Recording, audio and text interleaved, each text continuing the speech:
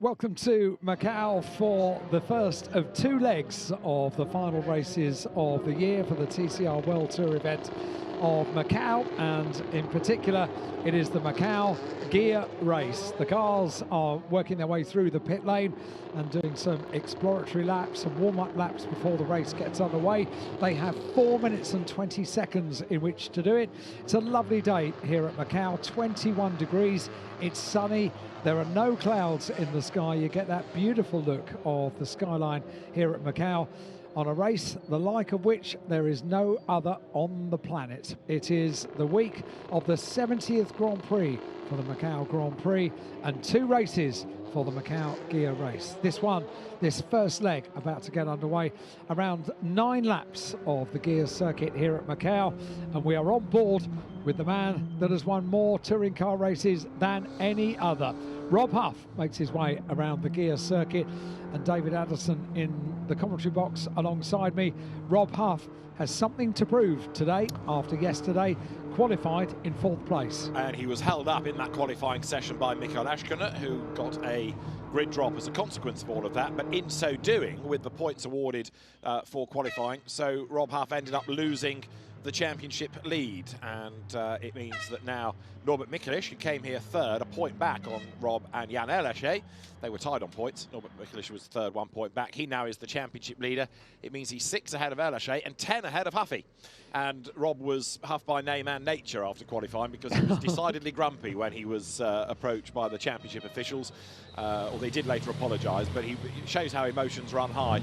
And having been impeded, he was very, very unhappy about it. And the net result of all of that, as I say, was the grid drop for Ashkener. But it doesn't really change life for Rob Huff in terms of the points that he was able to score in the qualifying session. So here is your new championship leader, Norbert Mikelish. Not only that, but also pole position sitter for this first leg of the weekend, threading his way around the circuit. He's got a good pedigree here at Macau as well as Norbert. Makes his way around the tight and twisty section, even finds space to weave the car at every possible opportunity to get a bit of heat into those tyres on what is a very, very sunny day here at Macau. It's a beautiful day. The grandstands are packed, of course they are, and everyone is catered for. If you like your touring cars, if you like your GT cars, if you like your single-seaters or your motorcycles, we've got something for you. And a real feast of touring car action today. We've already had the Chinese Touring Car Championship working for the Macau Touring Car Cup. And now leg 1 for the Macau Guia race. That gets underway tomorrow at 10:35 tomorrow morning. And we're about to get a few words from pit lane ahead of this race. And Paul Jeffries is down there in the pit lane. Let's get down in the sunshine to Paul. Hello everybody and welcome to the pit lane down here at Macau, and let me tell you, the atmosphere is electric down here. Ahead of the first race of the weekend, just pulled up on the grid is Jan Erlache. Jan, if we could have a quick word with you. First race of the weekend, how are you feeling? How's the car? How's your prospects? Car is good, mate. I feel all right, you know. I'm working every day of my life to be in this position, so no reason to put any extra pressure. Just enjoying the fight for the championship, you know, in Macau. It just feels amazing. I remember when I was a kid watching Ivan fighting for the title here, and now it's just pure fun. And you said that the qualifying lap was one of the laps of your life. Just how exciting is it to drive on this circuit? You know, it's like when you do like a racetrack like here in Macau, when you push the limit, I touched the wall 3 times, I had 40 kilo in the car, so I knew that it was all or nothing, so I had to give everything. So for sure, it's like an amazing feeling to put a lap like this on the edge in Macau. Fantastic. Jan, have a very good race. Thank you for your time. Jan Erlache, of course, for Cyan Racing Link & Co., one of the 3 drivers that head into this weekend as a championship contender. Bebu Girolami that we can see here in the Honda, he's not in his car at the moment, so we will come back to Bebu. One man I do want to speak to is Rob Huff. So let's see if we can have a quick word with the self-styled King of Macau. Mr. Rob Huff, can we have a quick word? how are you feeling ahead of this race? A little bit hot. It's very warm down here. I think, you know, at the end of the day, I think it's almost a perfect finale. You know, top 3 in the championship on the top 4 of the grid. Makes for an interesting, spicy finish, doesn't it?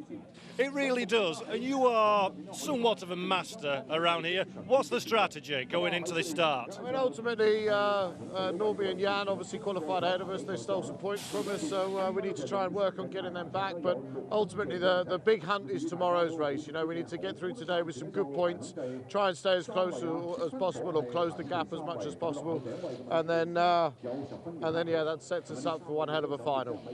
Fantastic, Rob. Very best of luck. We'll look forward to watching the charge. So, of course, Rob Huff for ComTU Racing in the Audi. Had a great season, won a number of races already this season, and as somewhat of a master at Macau, it'll be interesting to see if he can move forward. We've seen Mikel Azcona in the car here at the minute. Mikel started in 4th. Let me see if I can try and slide my way in here and have a quick word with Mikel. Mikel, okay for a quick word? Okay. How are you feeling ahead of the race? Yeah, it feels really good, to be honest, after very good qualifying yesterday, being the fastest man. If you take the ideal lap time, you always feel with a very full confidence going ahead into the first race. It's a shame that we dropped 3 positions by this penalty yesterday, but you know, now we focus on race 1, so we're gonna give everything to try to go in the first position, and obviously, you know, Norby is alone. I will try to help him. Mikel, appreciate it. Have a good race. Thank you very much. Almost got crushed by Hyundai there, so that's 1 to tap on to my list of things I've achieved. As you can see, the grid's really filling up now. The crowds are very expectant of what should be an interesting race. It's the first of 2 this weekend. 10 points separate our 3 drivers, led by Norbert Mikulix for the Hyundai BRCN Squadra Corsa team. 6 points in arrears, Jan Elishay, and then 10 points for Rob Huff. It's going to be a great race. So I think now it feels like a good time to head back to our commentary teams before we get on the track and go racing. So the grid formed, and very shortly the installation lap will be underway. Then it is a busy grid, and tomorrow set to be even busier here at Macau. And with temperatures rising, we are just about 1 o'clock local time now. So understandably, when Rob Huff said it's pretty hot down here, he's of course in his overalls and his helmet and hands device. He's about to get into a hot car as well. Then for 9 laps, the Guia race. It doesn't sound like a lot, only a 9-lap race, but it's still a lot of kilometres to cover around here, and an awful lot can happen in it. It's enough. It's enough, because these races always give us some tremendous excitement, that's for sure. Absolutely sure. And good to hear from the drivers down on the grid. Good to hear from Rob Huff, because wherever you are in the world, you'll be tuning in to find out whether your favourite driver is going to command the Guia circuit here at Macau. Confirmation of the driver standings in the TCR World Tour event. Norby Mikulix with 398 points, from Jan Elishay with 392 points, and Rob Huff there in 388. Rob making the point that the top 3 in the championship are covered in the top 4 on the grid, so this is going to be quite some battle, isn't it? I know Rob's family are tuned in. His mum and dad, Peter and Kate, they'll be tuned in. So too his sister, Francesca, and nerves are jangling ahead of this penultimate race of the World Tour event. They're used to this. They remember doing this in 2012, cheering on their boy, their lad, who claimed the World Touring Car Championship title here at Macau. He is an expert here. He was uncharacteristically a little bit grumpy at the end of qualifying yesterday. And after the investigation by the stewards, with good reason being held up right at the end, because we noted at the start of that lap that he had engaged full Huff mode around the Guia circuit, but was never allowed the chance to shine. We did know that something was amiss when he came down the pit lane, because he was clearly on the radio to Paul Ridgway, his engineer. There was lots of hand gesturing as he was talking through the lap, and was, pretty unhappy about it. He was gesticulating in the car. But 4th is where he starts, and if anybody can make progress from there, it is Rob Huff. So expect a demon start. Of course, what doesn't help is that the championship leader, his main rival now, Norbert Mikulix, will start on pole position.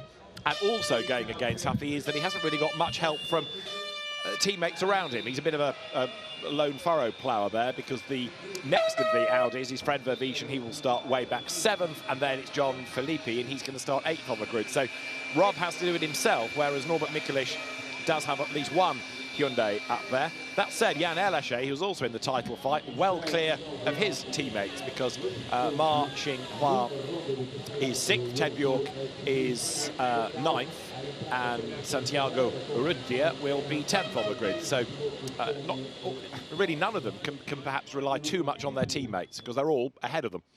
Yeah, they are. It might be interesting to watch what sort of start Fred Vervish gets, actually, from the 4th row of the grid, the inside of the 4th row of the grid, with Mikkel Ashkona just directly in front in the Hyundai. So you said quite rightly that Rob's teammates are a row back. However, there is something that Fred Vervish could do off the line, is there not? And something that John Filippi could be involved in as well. Going to need to get a really good start, and good to see that Rob is in good spirits ahead of this race, away from the camera. Ma Xinghua, of course, is another driver that has a huge amount of support around the world, and a huge amount of success here at Macau and in touring cars around the world as well. Qualified in 6th place, and chance for a couple of last words with the team before we get this race underway. Qualified in 6th place, Ma Xinghua. Fred Vervish, that is the teammate of Rob Huff. They were going around the Macau Grand Prix Museum together a couple of days ago. They had a little tour guide to take them around. I'm sure Rob just wanted to go to his waxwork, didn't he? He is the only driver on the grid to have his own waxwork, and with good reason as well. Huffy has had such success here. Yeah, last year he wasn't in the Guia race, was he? He was in the Macau Touring Car Cup, but he won one of those races anyway, and was absolutely electric in the MG. So here in the car that he's been driving all season, at a circuit he knows, a circuit he loves, but a circuit he respects. He appreciates where it can bite, so he'll be doing this the intelligent way. Ted Bjork, good to have the former sports car racer as part of that Link & Co squad, but he is lining up 9th. The Link & Co's all with 40 kilos of weight. The Link & Co's of Jan Erlaché, Santiago Urrutia and Ted Bjork. So those 40 kilos for Erlaché particularly significant in terms of him trying to fend off Rob Huff, whose car should be that little bit lighter and maybe have a slight advantage at certain parts of the circuit. Grid now starting to be cleared, as we will have the green flag in just under 2 minutes' time. And so, yeah, all of the glitz and glamour that precedes races here at Macau cleared off the grid, including, I think, a very large, was it a chicken? Was it a pheasant? Sorry, what? The large cuddly bird that made it onto the grid. I didn't see a large cuddly bird. You've been at the metal polish again, Hyde. You're talking out loud again. I did, yeah. Yes. Had tails and everything. Yeah, okay. All right. Let's get on with the race, shall we? Fine, what a good idea. So it is going to be Hyundai and Link & Co at the front of the grid, Honda and Audi on the 2nd row, the Honda being that of Nestor Girolami. That is Ben Bargwanna, son of Jason Bargwanna, who's been a great character all weekend, and Ben did a really good job to get himself into the top 12 shootout. In the end, he has ended up 11th, so he's going to miss out on the reverse grid. But it's been quite a turnaround for the weekend for the Australian, because the Claret built, Teddy Claret's team, Peugeot, stopped in free practice with rising water temperatures, and yet he was the last man across the line in Q1 and did enough to get himself into Q2, and in so doing bumped one or two of the other fancied drivers out of the equation, but it was a really, really good effort to do so. You see the grid scroll through. Norbert Mikelic at the front, with Jan Erlaché for company, ahead of Nestor Girolami and Rob Huff on the 2nd row. The 3rd row, Mikkel Ashkona and Ma Xinghua. Then it's Fred Vervish ahead of John Filippi, Ted Bjork, and to round out the top 10, Santiago Urrutia. Ben Bargwanna is on the 6th row with Lo Se-ho, one of the local drivers that qualified through TCR Asia last week. He in turn is ahead of Yan Chuang and Paul Poon. He's got a good track record here, as Alan will explain in a moment. Next up is Tian Kai and Deng Bao Wei with Marco Butti to round out the grid. Yeah, Paul Poon, a multiple saloon car, touring car winner here at Macau from the various categories that we have racing. Green flag is waved and the cars get off on their final warming up lap. This is going to be critical, as much heat into the tyres, and yeah, Rob Huff straight away off the line, weaving the car, and that means that every little weave from side to side, absolutely critical for the start of this race. Making up places, so too for the pole sitter, Norby Michelitz weaves the car. He's got success in his history here at Macau. And so too was Jan Erlache. All of them know this circuit. All of them know this circuit can bite. And having a conversation with Rob Huff just a few nights ago on Tuesday evening, he was saying that even he, with all the success, he breathes in at Mandarin Corner, and it's always a bit of nerves as you go around that very, very fast corner on the run down to the overtaking position on the circuit, the favoured and preferred overtaking point down at Lisboa. That said, if you're in a touring car, you can squeeze through on the tight and twisty part of the circuit. See Rob do that, and I can't bear to look, to be perfectly honest. He does. Barely blinks when he's at the wheel of the car around this track. Well, the man behind the Motorsport Coffee brand hopefully will have had a double shot, because that's going to stand him in good stead then for the next 9 laps as he generates the warmth in the Kumho rubber, ready to get round to the grid. This is how we now stand in the championship then. So Norbert Mikulich 6 up on Jan Erlache and 10 up on Rob Huff, but it could all shuffle again come the end of the next 9 laps. One or two slightly nervous faces peer on their look from the Hyundai pit box as they wait for Macau-Race-1 and Norbert Mikulich to slot back into place on the grid. The BRC Hyundai N Squadra Corsa, the Hyundai Elantras these days. Hyundai has got through quite a lot of its model range in TCR rule set, taking on the Audi RS3 of Rob Huff, and of course the Lincoln Co. of Jan Erlache. The Cyan Racing Lincoln Co. 03 FL TCR to give it its full title. To come to you, the team that's been operating Audis both in touring cars and GTs this year, they look on and will be very expectant indeed from Rob Huff's first lap, and it's going to be spectacular to say the least. It most certainly will, and we've got quite a few significant on-board shots as well, not least on board with the King of Macau, Rob Huff, weaving the car to get as much heat into the tyres before the start of the race as he possibly can. Yes, indeed, the rest of the field do, threading their way around Donna Maria. The long left-hander downhill to the Melco hairpin, single file through the hairpin. Road cars get bigger and bigger as the years go on, and so too therefore to touring cars, and that makes it even more tricky negotiating the Melco hairpin. No overtaking throughout. It's always good, that shot of the driver working at the pedals as well. You see just how smooth the application of the pedals, either one of them. So this, the wide part of the circuit, this section that brings you from Fisherman's Bend round to Lisboa, and then boy does it narrow after that. But to the grid comes the championship leader, Norbert Mikulich, and as he slots into place then in the Hyundai Elantra, it's the 1x1 staggered grid formation, so he's got that car's length advantage over the opposition for when we do go racing.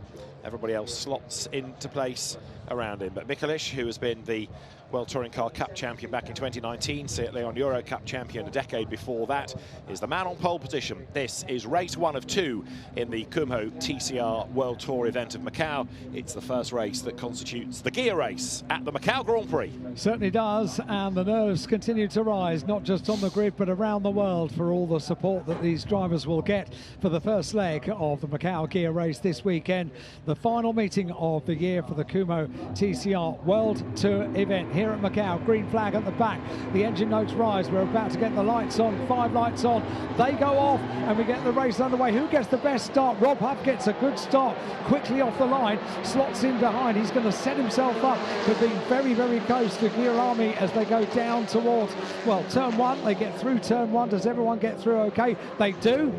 Dreadful start by Air Lachey, though. That car staggered off the line, and so one of the three in the hunt for the championship has gone backwards in a big, big hurry. So Rob Huff up into third place. He's on the tail of Girolami as they come down to Lisboa, and it is Norbert Mikelic in the lead as he tries to go defensive. Huff goes to the outside line. Look at the blue Audi.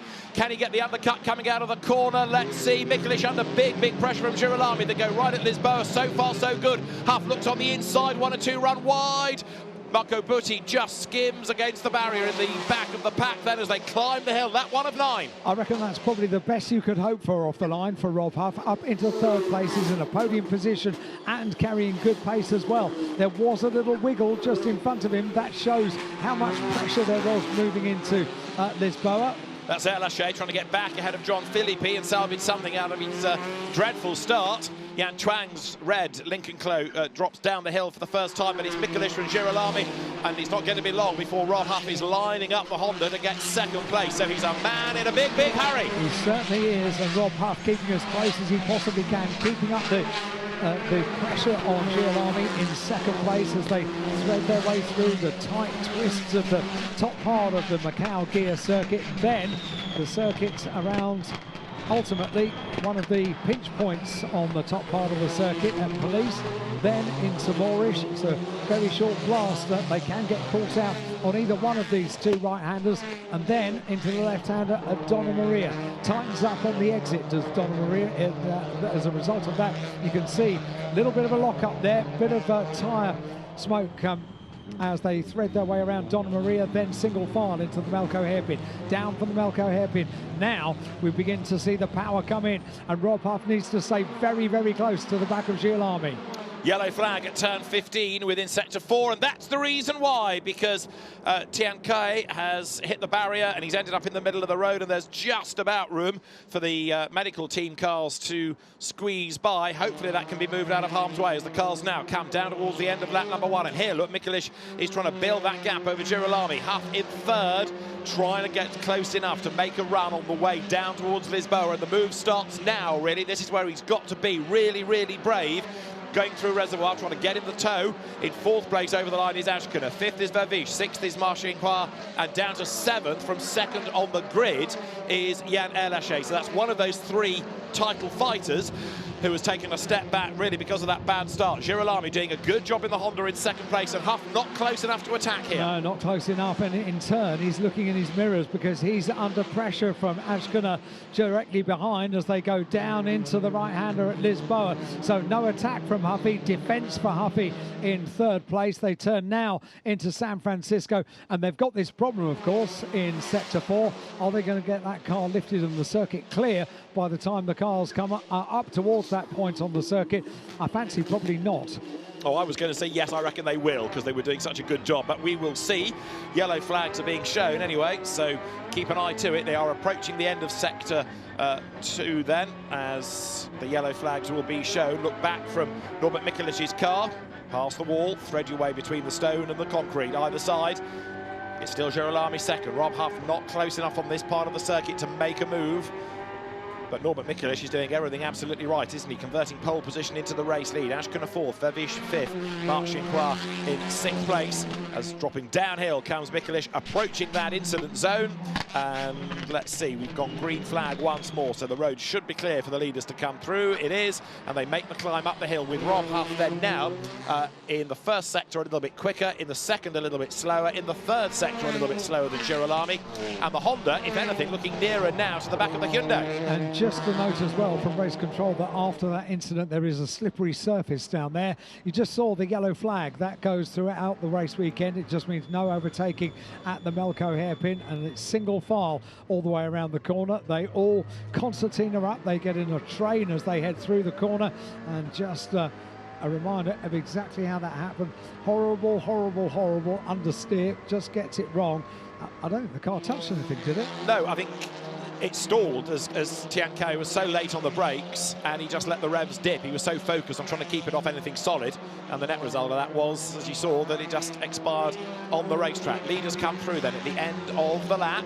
and it remains Norbert Mikelic ahead, about half, falling back from Girolami now. It was 6/10 last time, and now as they go through it is 9/10, and Girolami in second spot has just done the fastest lap of the race. Yeah, so Nestor Girolami in second place, car 1:29, 0.7 of a second behind the race leader, but with the fastest lap of the race as well. He has bought himself a little bit of a cushion between himself and Rob Huff in third place.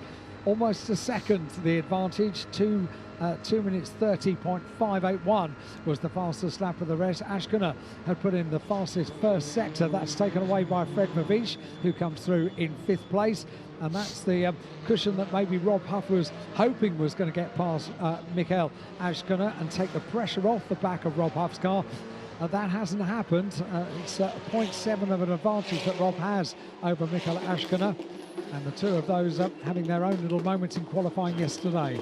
We had the switch, I think, between the Lincoln Co's, haven't we? With Yann Erlaché being allowed up past Marcin-Croix. Yes, we have. So that's given a bit more of an advantage to Erlaché, but he's really struggling in 6th now, relative to 2nd on the grid, after that really bad start. The car just crawled away. You saw the front of the grid flooding past him. Ashkener with an absolute best in the sector, so too Vervish. Look back from the leader. It is Norbert Mikelic then on this lap 3 out of the 9, and Ashkener getting onto the tail of Rob Huff. So, as Alan was suggesting, they had their little drama together in qualifying yesterday, and Ashkener, another one trying to rebuild his race here. And of course, were he to get ahead of Huff, that would be really good for the team, really good for teammate Norbert Mikelic, as he takes points away from the Brit. Yann Erlaché in 7th place has just put in the overall best in sector 3, so that's a recovery from the rather poor start that Yann Erlaché had to endure. Dropped all the way down. He's in 7th place. He's put in an overall best. 6th, of course, having got past Marcin-Croix because he let him by, didn't he? Yeah. So, yeah, on this lap, he's gained that place. So he, in turn, is closing on Vervish now, Erlaché. He's another one trying to rebuild the race. It's fascinating how this is all panning out, isn't it? And with the teammates in this as well to affect things. Yeah, and plenty of teammates there are as well in the TCR World Tour event. First year that we've had this World Tour. It's taken in some quite splendid circuits around the world and has proved to be very, very successful. World-class drivers in touring cars competing against each other. They all know each other. They've been racing against each other for many, many years. Norbert Mikelic comes through and completes what is the fastest lap of the race. 3 laps complete, 2:29.768 for the race leader. Just as well, he's got a rear-facing camera. That's the only one we need at the moment. This is Yann Erlaché then in that 6th place, and he's going after Vervish, who needs to hang on to that place to protect Rob Huff. And Huff in turn is still 8/10 back. He was fractionally quicker last time through than was Nestor Girolami, but look behind, because there you can see Ashkener, number 196, right on the back of the Audi. So suddenly Huff has to think about defending rather than attacking, and life becomes very different indeed. Ashkener got the absolute best first sector time on this run down to Lisboa. He's right on the back of Huff as they climb the hill now. Yeah, so under pressure is Rob Huff in 3rd place. Ashkener right there on this tight and twisty section, at the very section that we've seen overtaking in World Touring cars in previous years, World TCR as well. You can just squeeze through. You have to breathe in. You have to be aware that you're not going to have mirrors at the end of it, but there is just enough room for 2 touring cars. Whether that's going to happen on this lap or not, probably not, because at the moment I think Ashkener is just hoping that Rob Huff uncharacteristically is going to make the slightest of slip-ups on this part of the circuit to offer an opportunity to take 3rd place away. Ashkener with the overall best in sector 1, right on the tail of Rob Huff. What's rather more worrying in a way is that the Audi doesn't have the pace to stay with Girolami nor get away from Ashkener. Now, okay, Ashkener notionally out-qualified Rob, so we know the Hyundai is quick. He was behind him on the grid because of the drop that he got as the penalty for impeding, but this would predictably give Mikelic a greater advantage in the championship, given that he leads the race, 18 points, so that's going to make it very difficult for anybody to overturn that tomorrow. It's possible, but it's very difficult, so Huff needs a place, he knows it, and of course were he to lose that place to Ashkener and lose yet further points to Mikelic, it virtually gives Norby the championship. So Rob has got to keep fighting here. It's not really been just the story of this race that the Audi has maybe just been a little bit down on pace compared to those around, namely the Lincoln Co's and also the Hyundais, it's just been a little bit breathless over the course of 2 days running up to now, hasn't it? Yeah, it's never quite looked as good as the Hyundais, although the RS3 is a relatively old car these days. Still very rapid in normal circumstances, but you wonder whether it's coming to the end of its development, and with Audi Sport effectively terminating its customer racing program at the end of the year, you wonder whether it can go any further. They've got as much out of that car as is now possible. But Rob Huff will compensate for that. Look how quick he is. But Ashkin is even quicker, going through Mandarin, closing down towards Lisboa. Huff goes defensive on the inside. Ashkin feints to the outside line as they hit the brakes. He's alongside on the outside line. This for third place. Ashkin in the Hyundai goes toe-to-toe with Rob Huff. And Huffy has got sharp elbows. He sticks them out and he hangs on to third. That's class driving though, isn't it? No contact between the two of them on their battle down into Lisboa. It could have oh so easily have gone wrong between the two of them, side by side into the right-hander, but it didn't. They gave each other racing room, and that was a very, very entertaining moment, the two of them going side by side, particularly after what happened in qualifying yesterday. Under investigation for their starting position, Fred Verviche. It may have been that he just crept slightly in advance of the white line for his grid box, but Fred Verviche is 5th on the road at the moment. Mikulic leads Girolami, leads Huff. Ashkener 4th, Verviche ahead of El Haché. Then it is Marc from Buick, from Urrutia, and John Philippe, the French driver, in the third. Comtu Audi is there in 10th spot. We are currently on lap number 5. We are, and Rob Huff didn't like that going side by side, so he's pulled away a little bit and has got himself a little bit of a breathing space behind him, and that means that now he's not having to defend quite so vehemently. He can maybe do something about bringing down the gap between himself and second place, with Nestor Girolami in second place. That gap had really extended while Rob was having to defend from Mikel Ascona. Gave us a great moment, didn't it? Side by side into Lisboa. That's one to savour. It's proper touring car racers driving touring cars properly. Yeah. And it was great to see. I agree. There, off the road though, and in the wall, 21, that is Paul Poon. There's another car involved, which I fear is Yan Chuang's Lincoln Co. But Paul Poon is up against the wall, so we've got drama at the S's. It was Yan Chuang. He has got going again. And let's hope then that that car can be moved either under its own power or with a little bit of quick assistance. And I think Paul Poon is on its way. Yes, Deng Bao Wei goes through. Paul Poon, as we were hearing pre-race, has a good track record in some of the support races over the years here. But he's got going now, and the road therefore is clear. We've got 5 of the 9 laps in the book. Mikulic leading by 1.6 seconds, and the gap Girolami to Huff. It's 1.4, so it's still advantage Honda. It certainly is, yeah. Rob Huff doing everything he could on that previous lap. The good news is that he is that much further ahead of Mikel Ascona in 4th place. So now Rob can maybe get his head down a little bit, put in a couple of those huffy laps around Macau, and see if he can bring down that gap from 1.4 seconds to second place to a little bit closer, to maybe think about putting Girolami under a little bit of pressure around San Francisco. Up the hill they go, and this is where the circuit really does tighten up. Wall on one side, barrier on the other side. Wall on one side, barrier on the other side, and then it swaps around. So there is no room for error here on the tight and twisty section. That's Teddy Yip that they're going into, the left-hander at Teddy Yip, one of the names synonymous with the 70 years of the Macau Grand Prix, and celebrated in the Macau Grand Prix Museum, which is a quite superb visit. If you have never been to Macau for the Macau Grand Prix, I urge you to do so. It's a unique motorsport event. It's a festival of motorsport, and they really know what they're doing to put on a street race. These are the streets of Macau. So you're riding with El Haché. He is in 6th spot and edging closer to the back of Fred Verviche then. And every place El Haché gains is to his benefit, because it keeps him in the mix for the championship. Ashkener is coming back at Huff then on this lap number 6. Make the climb towards Donna Maria now through that long left, and then the short run down towards Malco hairpin. Norbert Mikulic still leading the way. So championship leader is race leader. He took the points for qualifying yesterday.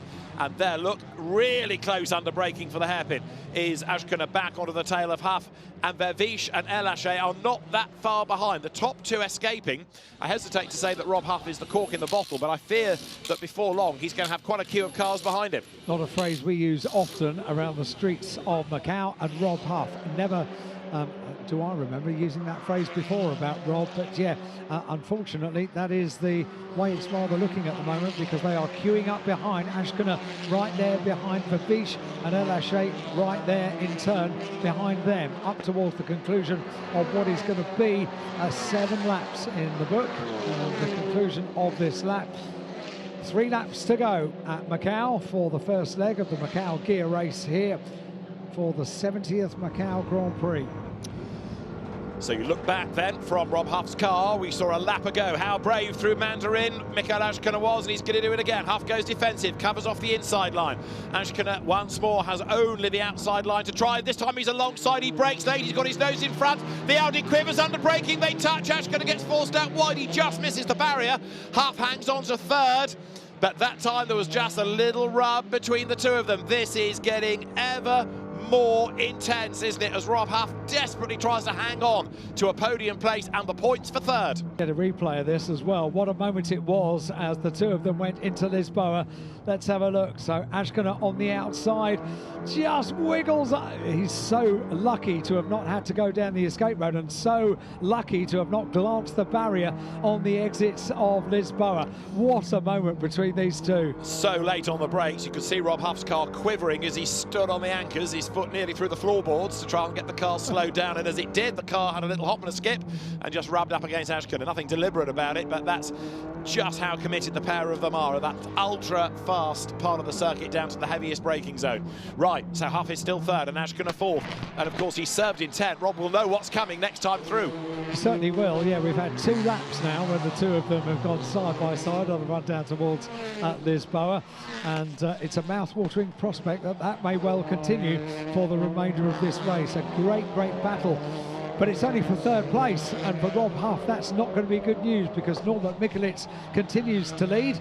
In second place it's still Nestor Girolami, and that gap at the end of the previous lap between second and third, so Girolami backs a Huff, was 1.6 seconds, not close enough. Through Black Sounds and then down to Fisherman's Bend, the race leaders come. This is lap 7, so it's going to be 2 to go this time, and Rob Huff, because of having to defend, has fallen a long way back from Nestor Girolami, who in turn is close but not close enough to Norbert Mikulic. It's still about 1.5 seconds between those two. Right, so Ashkana's big move at Lisboa, take 3, starts now with a good run out of our bend. This though is Jan Elashe, who is still on the tail of Fred Vervish, but equally not quite close enough to be able to challenge. So he's got the Audi in his sights, but with the 40 kilos of success weight aboard the Link & Co, he doesn't have the pace to be able to close on the Audi that looks to scamper away once again. Watch Ashkana now. He's going to be really quick out of Mandarin, and then the move possibly at Lisboa will come once again. He's in the wheel tracks of the Audi. Look back from the Audi. That's Ashkana behind. And maybe on this lap, Ashkana is not quite as keen to try. He's not. Maybe he wasn't as close either. So Rob Huff covers off that line and covers off third place. But Ashkana has a look at San Francisco. No way through there. Both of them totally committed to finishing third. No further action about Fred Babish about the start of the race, so that comes up from race control, and I'm not sure if anyone was expecting that little cheeky look going into San Francisco. Not sure that that overtaking manoeuvre works an awful lot, but Rob was able to maybe relax for a moment. Yep, no challenge here going into Lisboa, and whoops, here he comes. He's doing it into San Francisco. No, just slotted in behind, so the element of surprise, I reckon, now for this battle for third place. I think that surprised everybody, but it was a bit cheeky by Mikael Ashkana. Didn't work, but you can see that he's utterly committed to getting this place away from Rob Huff, and this is how it looked from a different angle. So there was a gap, but I think Ashkana thought, no, discretion, better part of valour and all of that, and slotted in behind, because to go off completely would be really bad news. That lead gap looking like it's come down just a little bit between Mikulic and Girolami. I'm not convinced that Nestor is going to get close enough to challenge with only a lap to run, but he has taken 4/10 out of it. Yep, so the gap has come down to just over 1 second between first and second. Michelitz and Girolami, they continue to be in first and second place with this battle heading around the Melco hairpin. down through Black Sands and the run down towards the fast part of the circuit now. What are we going to see in this battle for third place with Rob Huff in third place? Needs maximum points for this race to take things through to the final round for the Macau Guia race here at Macau tomorrow. The scene is very well and truly set for the battle into Lisboa once again, because Ashkona right there with Rob Huff once again. I think what Rob also tried to do on the mountain part of the circuit was stack Ashkona back into teammate Fred Verviche, but Fred hasn't stayed with the Hyundai, so Rob's still having to do this on his own pretty much as they come out of reservoir. So at that point, he has got 0.4 of a second onto the last lap's worth of an advantage. The lead gap is down to 9/10. Ashkona pulls out, so we've got a fight for the lead that's building, definitely a fight for third. It's going to be a great last lap this. Let's concentrate on third. First of all, it's Huff still ahead of Ashkona as they come down towards Lisboa. Look at how the lead gap has closed as well. Ashkona to the outside line. It's not worked before and it won't work this time. Huff's got the inside. Huff keeps third. He defends beautifully into Lisboa, under pressure as well. He knew what was coming. It's the last chance to do that at Lisboa. It's the final lap, and Rob Huff has defended beautifully from Michael Ashkona, doing exactly what he needed to do. Not sure how chuffed he's going to be about being in third place, because he really wanted to be battling for second place and the lead of the race, but he's been defending throughout this race and doing exactly what was asked of him, defending beautifully. So Huff for third, fourth is Ashkona, fifth is Verviche, but up front, 9/10 split Norbert Mikelic and Nestor Girolami starting the last lap. I don't think Nestor is close enough, nor does he have enough of the race in terms of overtaking opportunities to challenge, but he certainly brought down that gap against Norbert Mikelic, who is going to go into the last race tomorrow, 10th on the reverse grid, but with a really nice, healthy advantage in the championship. So they thread their way through the tight and twisty section of the Guia circuit here at Macau, out of the right-hander at Moorish, and then on towards Donna Maria, the long left-hander. Has Rob been able to get himself a little bit of daylight between himself and Ashkona? Yes, he has, on the run now downhill into Malco Hairpin, single file for the final time in the sunshine and the shade here at Macau. Through the Malco Hairpin, is there going to be any kind of manoeuvre? No, there was a problem there for Ashkona going through the Malco Hairpin. Dropped back a little bit from Rob Huff. There was a bit of a wiggle, wasn't there? And no place is lost, so Fred Verviche not able to capitalise on that. But at last, Rob Huff can breathe. He can, and so can Norbert Mikelic, because he is going to go with an 18-point cushion into the championship showdown tomorrow. The only person that can stop him being the TCR World Tour champion is Rob Huff. But race one in the Guia race is going to be won by Norbert Mikelic. He wins at Macau. Nestor Girolami second, Rob Huff third, fourth Michael Ashkona, fifth Fred Verviche, and Jan Elaché can't win the championship, but he fights back after a bad start to sixth place. And the celebration then for the BRC Hyundai N Squadra Corsa, because that takes now Norbert Mikelic much closer to a championship. Slightly resigned expressions on the pit wall for the ComTu Audi team. But Rob Huff is not out of the equation yet, and from 10th on the grid, of course, the reverse grid, that's when Norbert Mikelic will start tomorrow. It puts him in jeopardy. There are cars all around him. Yeah, so the celebrations for the team down in pit lane, and just a single thumbs up in the cockpit of the car, and keeping it cool, calm, because it's never over until it's over. And we have the Macau Guia race to look forward to tomorrow, another 9-lap race. We can say it now because we have a checkered flag and no interruptions during that race. Superb. Yeah, well, I think we used the expression, didn't we? Touring car drivers driving properly and all of that. Well, it was quality racing and quality driving and respectful driving. Yeah. You know, that fight between Ashkona and Huff might only have been for third place, but 2 stars doing it properly. Very, very impressive indeed. Clean, tidy, and we have a championship that goes into the final round of the year for the Kumho TCR World Tour event of Macau. Rob Huff looks like he's just been out for a little Sunday afternoon drive, doesn't he? Looks very cool, very calm. He'll be very hot and bothered when he gets out of the car for sure. It's a cockpit that rises above 50 degrees in the conditions of a hot day like we've got here at Macau today. But these drivers keep themselves very, very fit indeed to be able to deal with that sort of defence out on track, and the temperature as well. Super stuff by the top 3. They'll be arriving down in Parc Fermé. They will be shepherded over to the podium in due course. Checkered flag still waving as the rest of the field come through.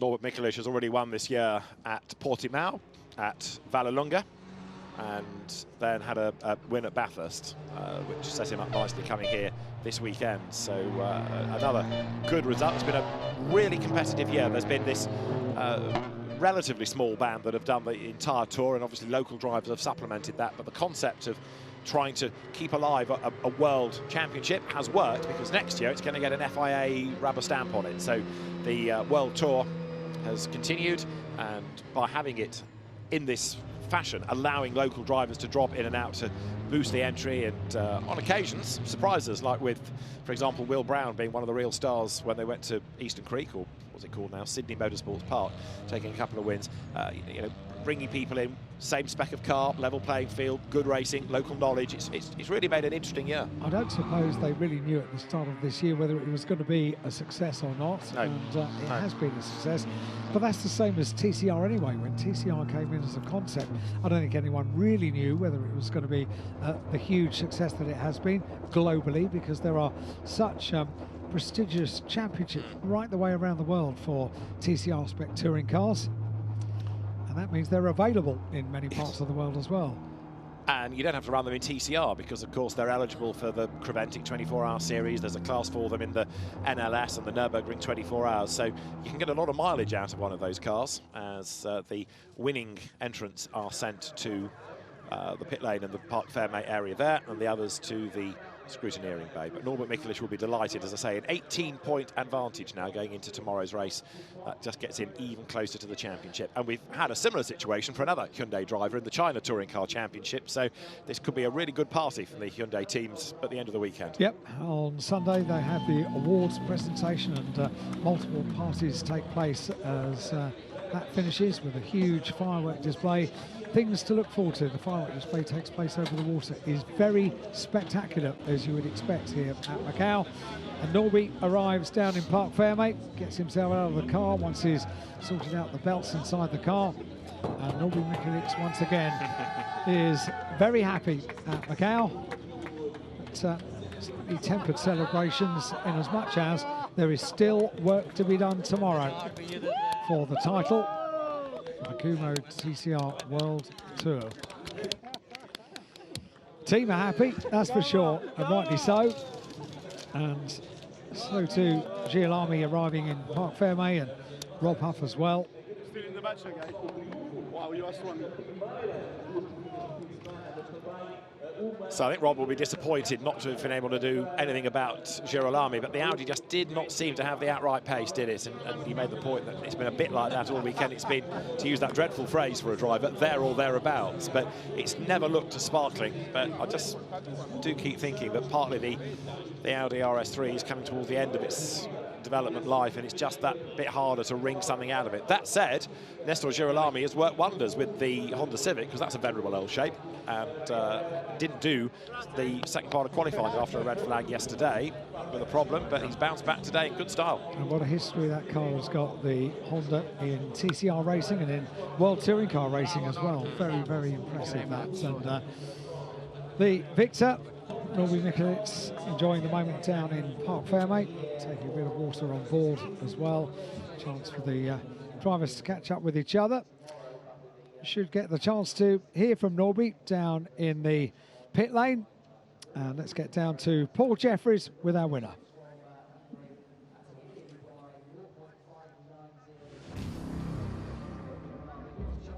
Okay, I am here with our race winner, Norbert Mikulich, just celebrating with teammate Mikael Koda. Norbert, another weekend, another iconic track race win. How did that one go? Tell me all about it. Yeah, it was a fantastic start. First of all, I was a bit worried if my getaway will be good enough, but I managed to keep the lead, and the car, like yesterday, was just great. So it wasn't easy because I was pushing flat out, but thanks to the team, because today, amazing day, thanks to the car that I had. Things look good at the front of the field, but we never really saw a gap deform to Bebo Girolami. Were you managing the pace, or is that everything that we've got at this moment? I was not managing. I was going flat out, probably I used the tires a bit too much in the beginning to make a small gap. But then towards the end, he was much stronger than me. So anyway, I expected something like this to happen. My plan was to build a gap and then to wait and see. But fortunately, it was a good strategy. And it's an excellent start to the racing weekend. We go again tomorrow. How confident are you feeling on the reverse grid? I don't know. Tomorrow is a new day. I mean, starting P10, you are in the middle of the pack, so anything can happen. Fantastic. Thank you very much, Derby. And let's head back up to the commentary box. So good to hear from our race winner, and they'll be heading over towards the podium in a couple of moments in the sunshine here at Macau. So quick are they to get the next race ready. We've already got the grid boards in place, but confirmation of round 19 of 20 for the Kumho TCR World Tour event. Norbert Mikulits takes the win. Gilles Lamy in second place, Rob Huff in third place, Ashkona in fourth, Fred Vavish in fifth, Jan Elerche recovering after a poor start in sixth place. Marc Gindois and Ted Bjork complete the top 8. And a full rundown of the results of the penultimate rounds of the tour ahead of the podium presentation. They're getting ready over the far side of the circuit for the podium. Garlands of victory will be awarded to the drivers, and the trophies. Rob Huff has a big trophy cabinet from Macau. He's probably got a Macau special trophy. Only third place today. And we're about to have a view back at a race that was without stoppage and many highlights during the penultimate round of the World Tour for TCR.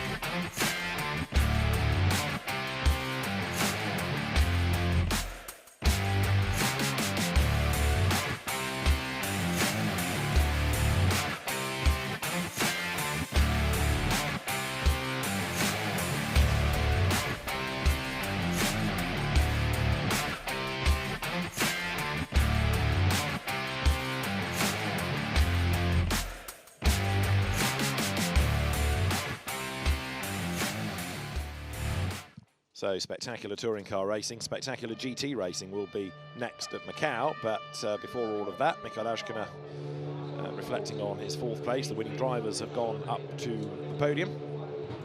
Gabriele Tarquini discussing the race with Ashkona. The main focus of that for him, that big battle that he had with Rob Huff.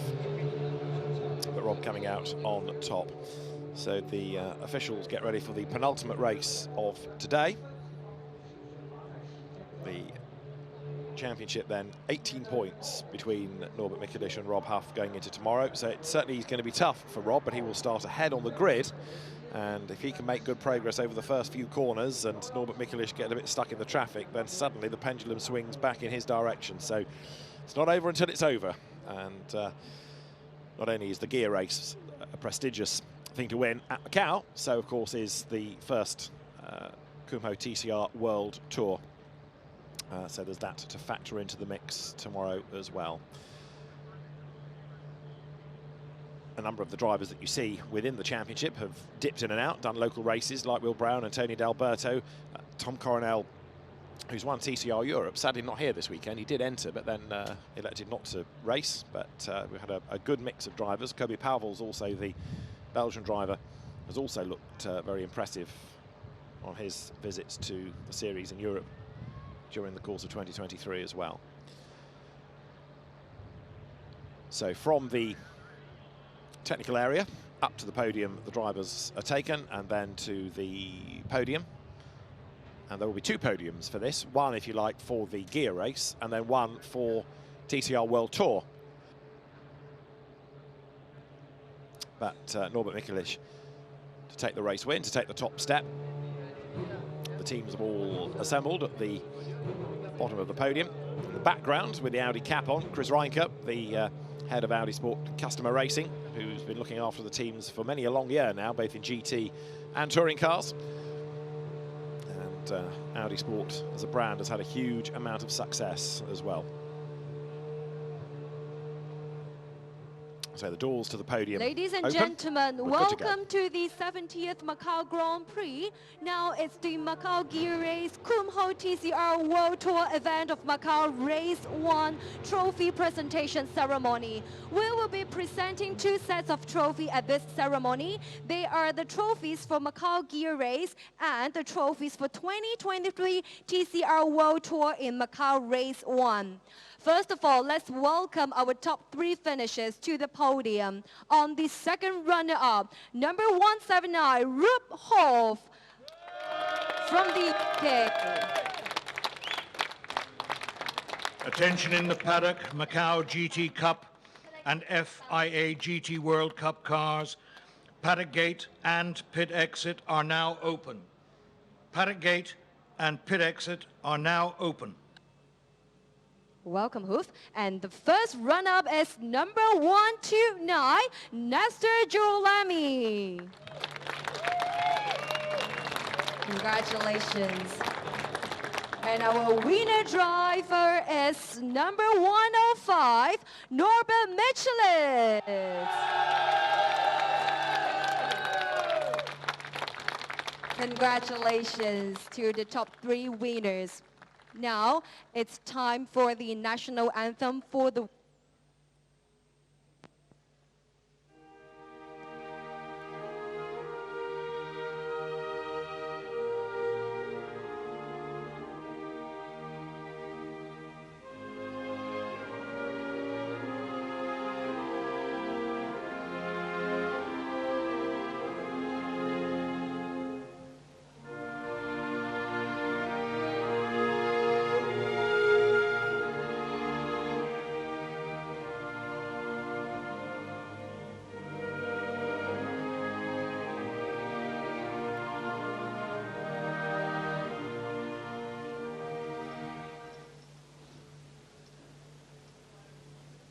Thank you.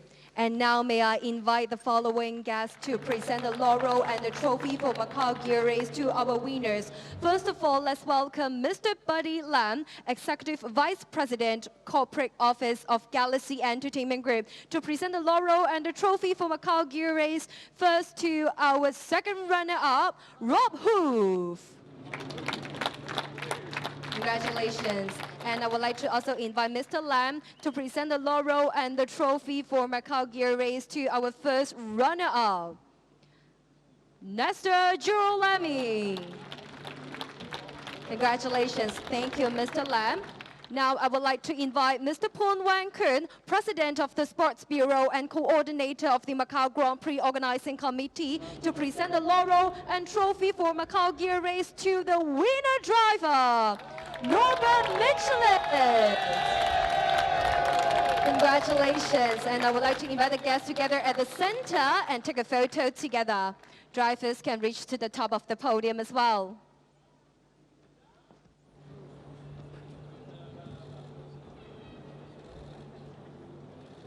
Thank you, guests. And I would like to invite the drivers, please remain on the podium.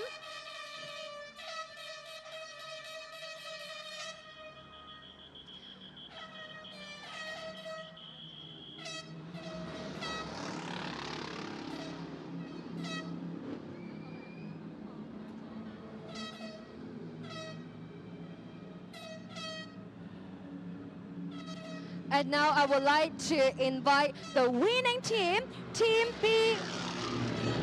BRC, the representative, Gianluca Diana. And Mr. Poon Wan Kun, President of the Sports Bureau and Coordinator of the Macau Grand Prix Organizing Committee, will be presenting the trophy for 2023 TCR World in Macau Race 1. Also to the winning team, once again, BRC. Congratulations.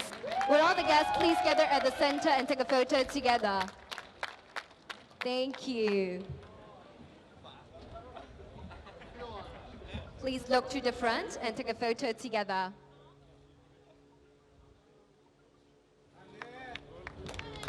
Congratulations once again to the top 3 winners of Macau Gear Race-Kumho TCR World Tour event of Macau-Race1.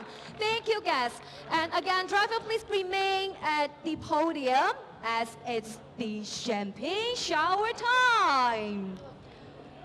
And we will be sharing your glory moments, or the audience.